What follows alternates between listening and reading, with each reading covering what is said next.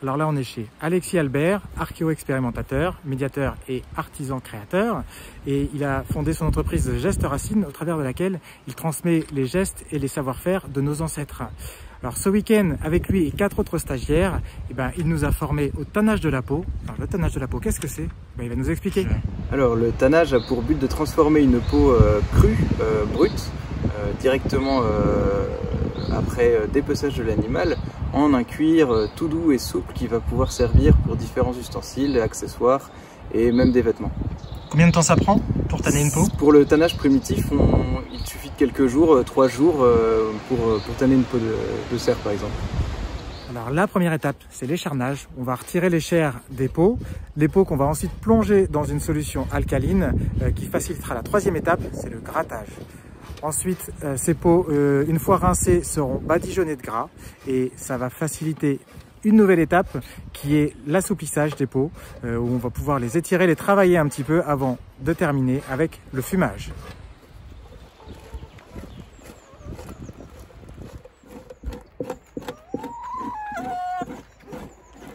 Alors, cette étape consiste à gratter les chairs, les membranes et les restes de graisse qui sont restés sur la peau. Comment ça s'appelle ça, cette étape-là? L'écharnage. Et donc c'est l'une des premières étapes. Voilà, c'est l'une des premières étapes directement après avoir récupéré la peau.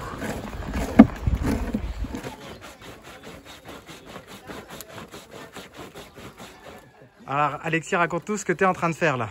Alors là, on gratte, on assouplit une peau de chèvre sur un câble pour étirer la peau et pour l'assouplir, vraiment pour venir travailler en profondeur la structure de la peau pour obtenir un cuir tout doux et tout souple.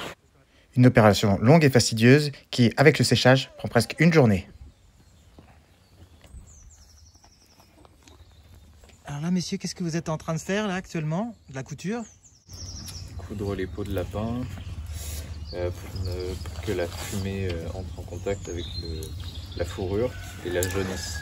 Et la jaunisse, d'accord. Et donc la couture, c'est pour donner une forme particulière, pour faire quelque chose de fermé peut-être? C'est ça par exemple. Ouais, en fait, c'est surtout pour protéger la fourrure en fait. C'est que l'extérieur soit bien fumé en fait, mais pas l'intérieur, pas la fourrure. Voilà, c'est vraiment. Donc on recoue tous les petits trous et puis les extrémités ensemble. D'accord.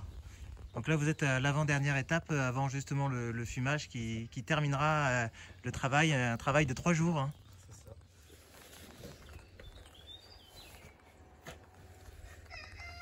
On va disposer les braises à l'intérieur des petits foyers pour voilà, faire partir la fumée froide. Pour le feu. Donc, il n'en faut pas beaucoup, hein, c'est juste quelques braises comme ça.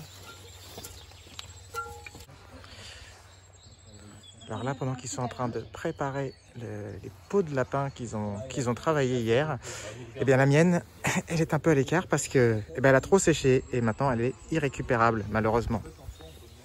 On va disposer du bois pourri.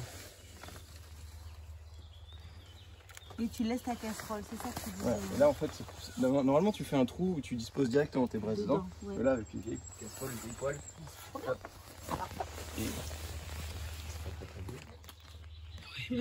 Alors voilà le résultat final, une jolie peau. Qu'est-ce qu'on peut faire de ça, Alexis? Et bien là on va pouvoir en faire plusieurs, les coudre ensemble, faire un vêtement. C'est très doux, c'est très souple, c'est simple pour la peau. Et ça se lave à la machine. Et c'est garanti sans produits chimiques? 100% naturel et vous pouvez le faire vous-même avec la technique de tannage au gras.